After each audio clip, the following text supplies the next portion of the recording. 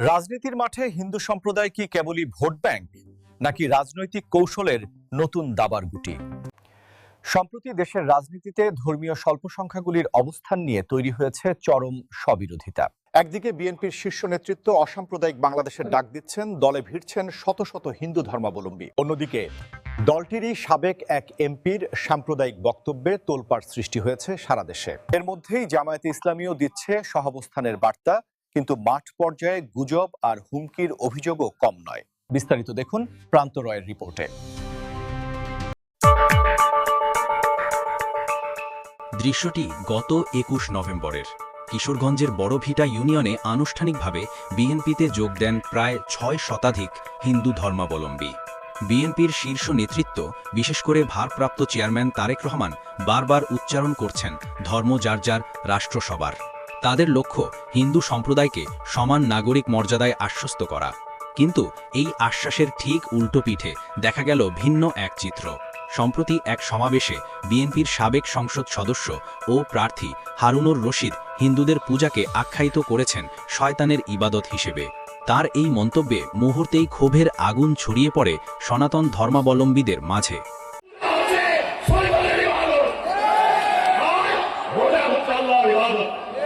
বাংলাদেশ পূজা উদযাপন পরিষদ ও মহানগর সার্বজনীন পূজা কমিটি অবিলম্বে হারুনের মনোনয়ন বাতিল এবং তার বিরুদ্ধে আইনি ব্যবস্থার দাবি জানিয়েছে।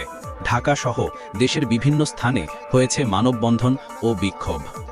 অনুমতিতে আঘাত কখনো দিতে পারেন বলে আমি মনে করি না। আপনারা জানেন, উনি গত কয়েকদিন আগে চাঁপাইনবাবগঞ্জে একটি জনসভায় উনি বলেছিলেন যে মূর্তি পূজা মানে শয়তানের ইবাদত। আসলে মূর্তি পূজা তো আমরা করে থাকি, এবং এই মূর্তি পূজা মানে শয়তানের ইবাদত বলে আমাদের সকল সনাতনীদের হৃদয়ে আঘাত করেছে।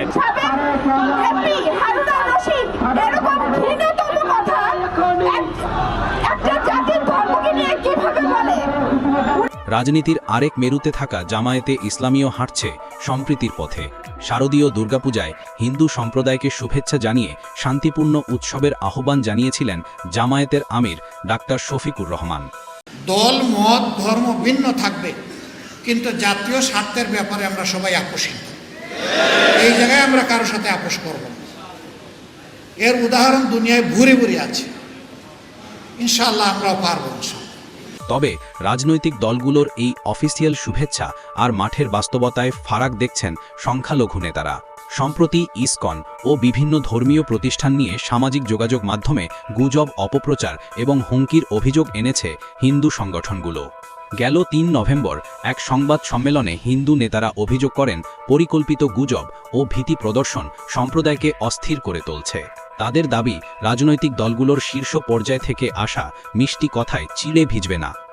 ধর্মকে নিয়ে বাজে মন্তব্য, কটূক্তি করায় আমি চাঁপাইনবাবগঞ্জের ৩ আসনের বিএনপির মনোনীত প্রার্থী সাবেক এমপি হারুনুর রশিদের প্রতি তীব্র নিন্দা ও প্রতিবাদ। তারা চান গুজব প্রতিরোধে সরকারের কঠোর অবস্থান এবং বাস্তবিক নিরাপত্তা। বিশ্লেষকরা বলছেন, বাংলাদেশের বর্তমান রাজনীতিতে হিন্দু সম্প্রদায় এখন আর প্রথাগত ভোট ব্যাংক হিসেবেই সীমিত নেই।